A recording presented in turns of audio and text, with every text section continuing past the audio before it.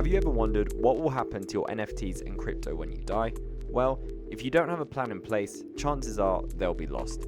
As more assets become digitalized and decentralized, it has never been more important to have a comprehensive plan ready for when you do finally kick the bucket. Today we explore what estate planning looks like in our modern world of NFTs and crypto, alongside a more conventional look at estate planning.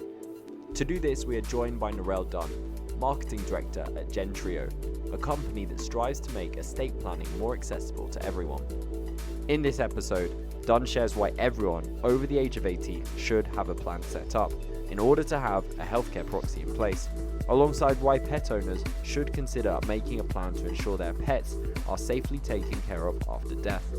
We also discuss Gentreo's digital vault with bank-level encryption where digital assets are stored. And finally, Dunn shares a personal example of when both her grandmothers passed away in 2020 and how each experience was incredibly different due to the level of preparation. Now, if you like this episode, some other episodes you should check out are Bitcoin FOMO, how our psychology drives the price of Bitcoin, how online casinos bet on addicts through psychological ploys, and who owns the right to AI's new artistic talents. Disclosure: this episode contains a client and Raspacio portfolio company. Hi, my name is Norelle Done, and I'm Gentreo's Director of Marketing and Communications. Gentreo is a next-generation online estate planning company that helps users create all of their documents, such as a will or power of attorney, but we go much further to support people throughout their lives with features like the digital vault and memorial videos for loved ones. Awesome. And now I think what you're doing sounds really cool in the sense that it just seems so versatile. You cover so many bases, which obviously is necessary because there's so many things you got to think about when it comes to this sort of planning. I'd love to know, how did the company begin? Sure. So Gentreo was founded back in 2018 by two sisters. It's Renee and Julie Fry. And they started the company after they helped their parents do estate planning, and they did it with an attorney. And at that point, and as is traditionally the case with attorneys, it cost about $10,000. And Renee and Julie noticed that the attorney was kind of using template documents and, of course, customizing them to their parents' needs. But they thought that, $10,000 for kind of template standard documents just didn't make sense and wasn't something that was accessible or affordable for everyday Americans. I mean, a lot of us don't have just $10,000 sitting around that we can kind of put into that sort of thing, even though estate planning is something that we all need. So they wanted to create something that was more affordable. And they co-founded Gentreo with a seasoned estate planning attorney to formulate all the state-specific documents that we offer. And then they also work with a chief technology architect to build the app that we're working with. I completely agree. That seems like a ridiculous price for essentially what is a template. So it's fantastic you're making this more accessible for more Americans. Now, I do want to clarify before we go on. Obviously, our listenership is largely American, but for those listening outside of the US, can anyone in the world use Gentreo, or is it only in the US at the moment? Yeah, so I mean, because it's a website, it's an app, it's something that you can use worldwide, but our documents only apply to US residents at this point. So if you live in another country, but you have assets here in the US, you would totally want to use Gentreo to protect those assets here in the US, but you would also need to have documents in other countries where you have assets or where you live as well.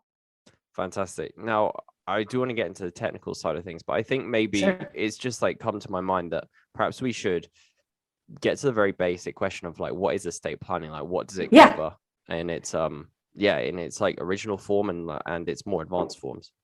Totally. So estate planning is essentially the process of putting together legal documents that protect your assets and your wishes. So people most commonly hear estate planning and they either don't know what it is or they immediately think about a last will and testament, which is the most common and kind of central primary document of an estate plan. And that's the document that dictates where your assets go after you pass away and who cares for your minor children if they are younger than 18 when you pass away. And also you can put in provisions for who cares for your pets after you die, all of those sorts of things. So it's primarily the assets and then the dependent loved ones that you have and what happens to them and who cares for them after you pass away. But there are some other documents that come into play during your life, and those are documents like a power of attorney or a healthcare proxy, which is also known as a power of attorney for healthcare in some states. And those documents are basically to protect either your finances, paying your bills if you become incapacitated in the case of a power of attorney for finances, or in the case of a power of attorney for healthcare or healthcare proxy, that's determining who's going to make decisions for you if you're incapacitated, you get in a car accident, you're in a coma, and you can't make decisions about life-sustaining treatments, those sorts of things. You would want a healthcare proxy. And those are two documents that you want to have basically once you turn 18 and onward, because something that people commonly don't know is after you turn 18, your parents can no longer make decisions for you or even ask questions of your healthcare providers without your consent. And so you would need to name, for example, if you're a college student, you'd want to name a parent or some other adult to make those decisions if you weren't able to make them yourself. I think these are sorts of things which definitely it's better to sort out earlier than later. I mean, I personally I've experienced this recently in the sense my dad was trying to take care of his or started taking care of his parents in this sort of capacity. And one thing that he brought up with me was talking about getting a power of attorney for him. And he's a very, very young man, actually. He had me when he was very young. So he's in his early 50s. So he doesn't really necessarily need this now, but it's definitely come to light to him that the importance of this. And now I would say that the majority of our listeners are usually between like 21 to 35. So they're probably in the same boat in the sense they're not really thinking about this. But is there an ideal age or time that you would recommend getting this done? Like you just mentioned, as soon as you turn 18, basically. Yeah. It's a good idea. It's an important thing just to have in place for peace of mind and protection. And that's one of the things that Gentreo wanted to solve, is making this accessible for everyone. And so having all of those documents kind of at your fingertips in an easy to digest, easy to create way. People literally with our platform just walk through a survey style process and put in their individual information and individual needs. And then, of course, if they have challenges along the way, they can work with our expert coaches to get more insight into how the documents work, why you would need one or the other. Like in the example of a will versus a trust, that's one thing where people with kind of more assets or wanting more privacy with their assets might go with a trust. It is a more complicated document, but that is one of those things, conversations that they'd have with the coach in order to do that. But kind of going back to your question, estate planning documents that you need pretty much at every stage of life would be a will or a trust, but primarily with your younger audience, a will, healthcare proxy, and a power of attorney. And those documents have basically ensure that you're protected if something happens and you don't pass away, or if something happens and you do, and what happens with your assets and your choices, regardless of how many assets you have, even if you don't have much. It's still something that you'd want to have control over, because otherwise, I mean, they say like everyone has a will, they just don't know it. And that's kind of the case. It's a little bit of a quirky saying, but it's true. If you don't have a will and you pass away, the courts decide what happens. So you have no control, but they basically put together a will for you and determine what your next of kin is, and they get it whether you'd want them to or not. Okay, I know I'm gonna really put you on the spot on this one. Sure. So no worries if you don't know the answers. But say in my case, for example, obviously I'm British, so I can't necessarily use the services. But for digital nomads, say if an American is living in another country and they have bank accounts in that country, and their assets are divided between like that country that they live in and in the US. Is Gentreo's like service all encompassing in the sense that it will be able to cover both sides in both the countries, or will it just pertain or focus on the US side of assets? It would just protect their US assets in the state in which they have those assets. So for example, if they left their car back home at their parents' place, that car would be controlled by the Gentreo will. But for international assets, we don't yet have that capacity now. Okay, cool. And now, final question before we get to the techie stuff. I know I'm putting you on the spot with this, but you mentioned before about the the high price is obviously experienced by the founders. I'd be interested to know, like, what is the price point for this? Like, how much would your services cost if someone listening to this was interested in Yeah, moving forward? totally. And that's one of our key differentiators. So for the Gentreo kind of base level plan, everything that everyone definitely needs, that includes all documents. So will, trust, healthcare proxy, power of attorney, and pet documents, like a pet trust, pet power of attorney. All of those documents for $100 for the first year. And that also includes an initial onboarding session with an expert coach to kind of help you walk you through the documents. It includes ongoing reminders if laws in your state change that may impact your documents and require an update. You can also access our third-party network of notaries public and estate planning attorneys if you need extra help, or if you want to go and get your documents notarized and made official when you're done with them, or sorry, done creating them. So all of those services for $100 for the first year. And then and that also includes access to the Gentreo digital vault, which we'll get into. And the ability to store your documents and other informations like your life insurance policy, your Medicare ID card, those sorts of things, and share access to designated agents or loved ones that you choose. So if you designate your daughter as your healthcare proxy, you'd want to share that document with her using the Gentreo digital vault. Hopefully you're enjoying the show, and if you are, make sure you subscribe and never miss an episode. You can find us on all your usual podcast sites: Spotify, Apple Podcasts, Google Podcasts, Stitcher, Podcast Addict, and a whole lot more, including YouTube. And we want to hear what you think, so be sure to leave us a review. Just search Brains Bite Back wherever you get your podcasts.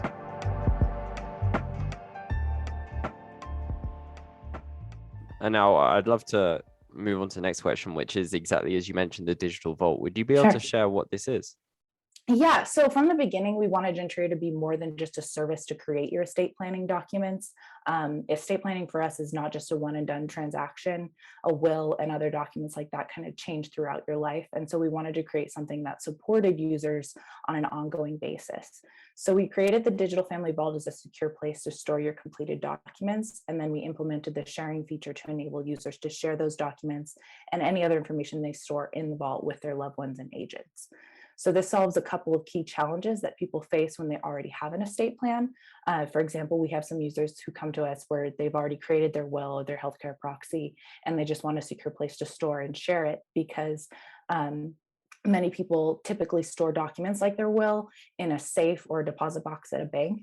And so they run into the struggle of, if something happens, their loved ones have to scramble to either find or access those documents. So they don't necessarily have a key to the safe deposit box, or they don't know the code to the safe, and their mom's in the hospital and they'd rather be at their mom's bedside than scrambling to find these things. So it really makes things accessible, but it's also secured with bank level encryption so that you and the people you choose can access the documents from anywhere securely, as long as you have an internet connection.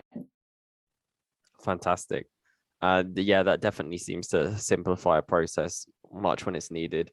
I know my grandmother passed away, unfortunately, last year, at the start of last year, and even now my father's still dealing with paperwork, and it's incredible how long it takes, and it's during one of the times of your life where it's like almost the most difficult to try and sort things out. So I can completely understand the necessity of getting these things sorted sooner rather than later. Yeah. Renee and Julie, actually, their father passed away last year as well. And he, of course, had everything set up with the Gentreo platform. So they had all the documents they need.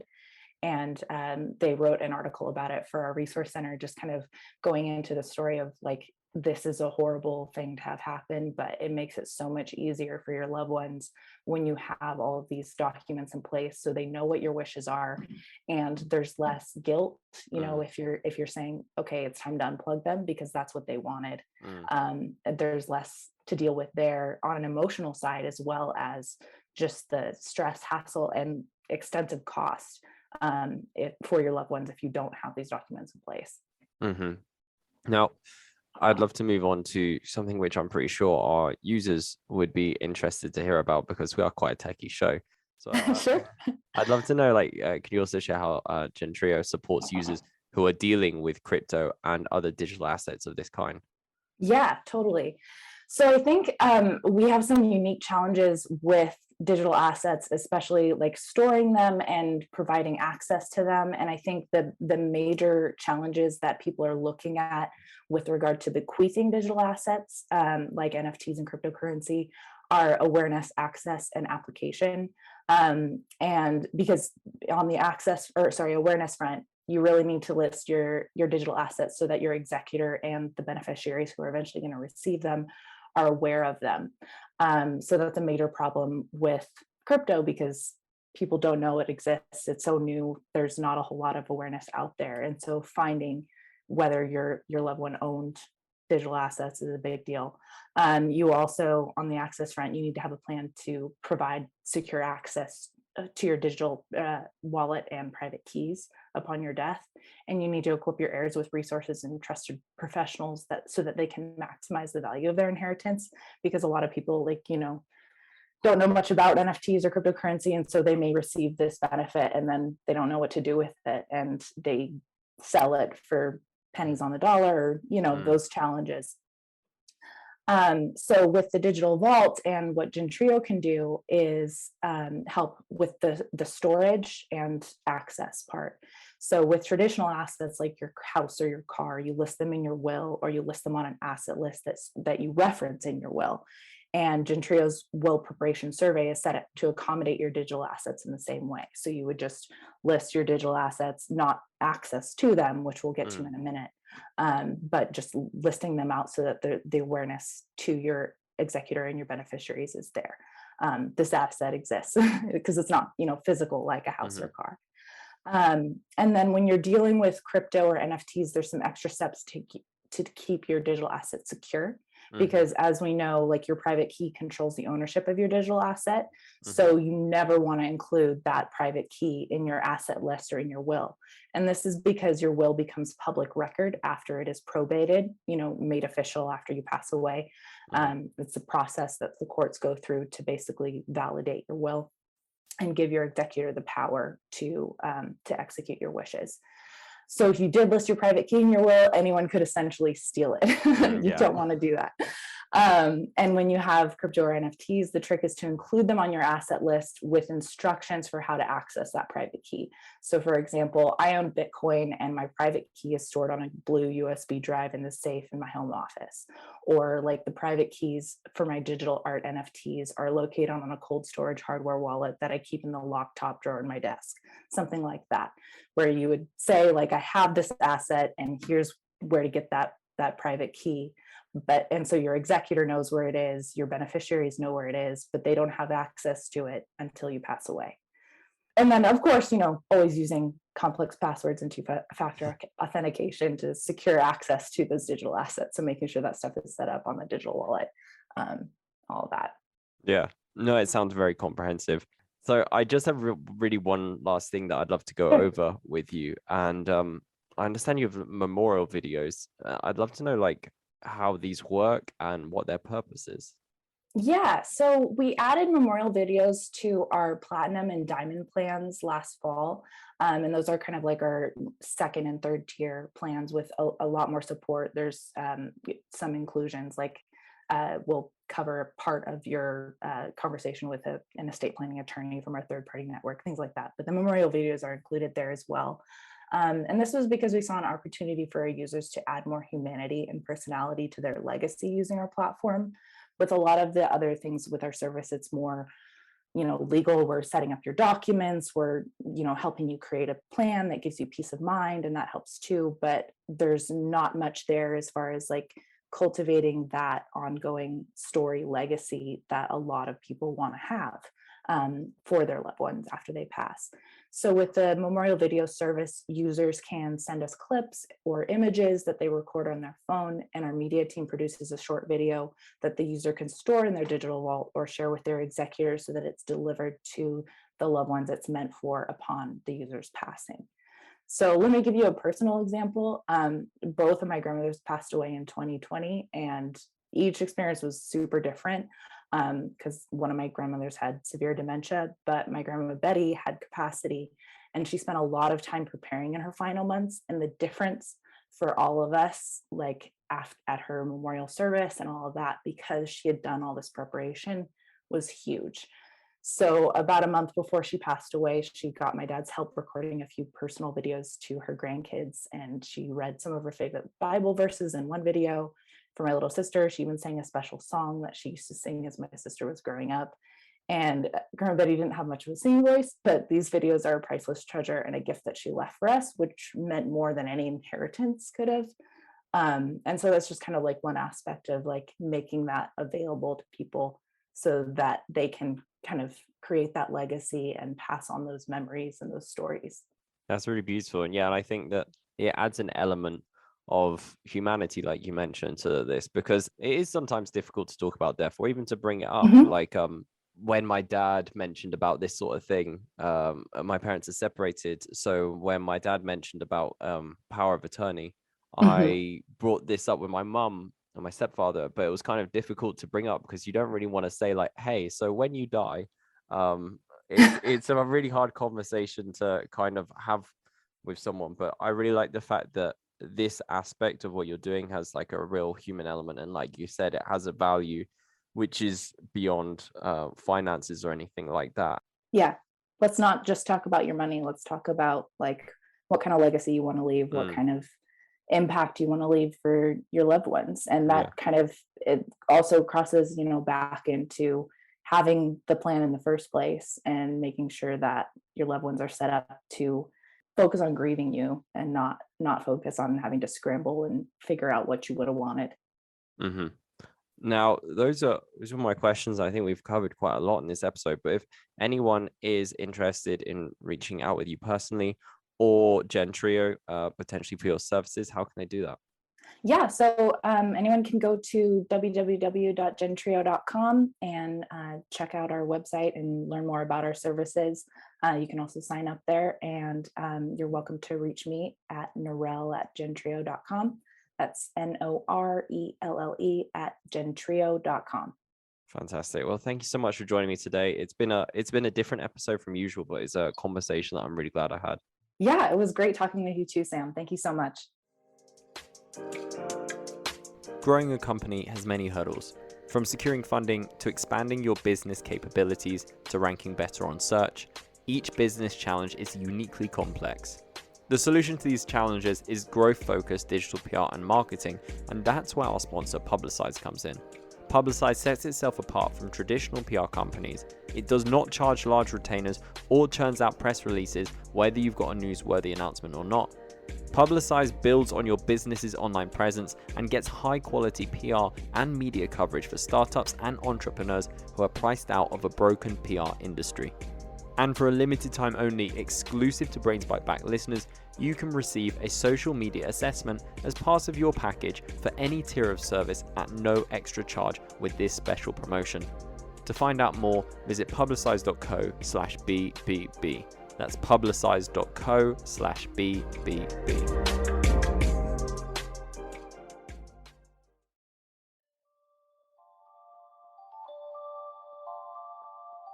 This is the end of today's show. Thank you so much for listening. If you like this and you want to hear more episodes just like it, then follow and subscribe to Brains Bite Back wherever you get your podcasts. We're also available on YouTube under the channel of our publication, The Sociable. Just search Brains Bite Back and you'll find all of our episodes there. We really love hearing what you have to say, so leave us a review on iTunes or on any other podcasting platform to let us know what you think. You can also reach out on Twitter at The Sociable. And finally, go to sociable.co where you can find all our episodes and plenty of articles on topics just like this. Thanks again for joining us, and until next time, stay safe and stay healthy.